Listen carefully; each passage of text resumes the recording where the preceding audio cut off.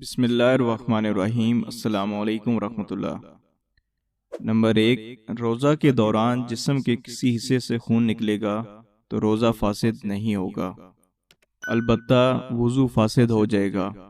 اس لیے روزے کے دوران جسم کے کسی حصے سے بھی خون نکل جائے، پریشان ہونے کی ضرورت نہیں۔ مثلا ایکسیڈنٹ ہو گیا اور خون نکلا، جسم کٹ گیا، چوٹ لگی یا نکسیر کسی بھی وجہ سے خون خارج ہو جائے تو اس سے روزہ فاسد نہیں ہوگا۔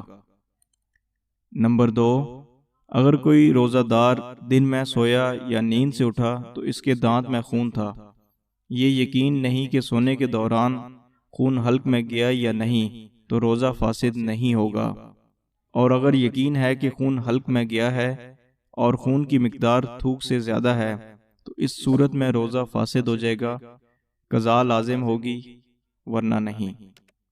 نمبر 3، اگر منہ سے خون نکلتا ہے، اس کو تھوک کے ساتھ نگل لیا ہے اور خون کی مقدار تھوک سے زیادہ ہے تو روزہ فاسد ہو جائے گا، ایک دن قضا کرنا لازم ہوگا، اور اگر خون کی مقدار تھوک سے کم ہے تو اس صورت میں روزہ فاسد نہیں ہوگا۔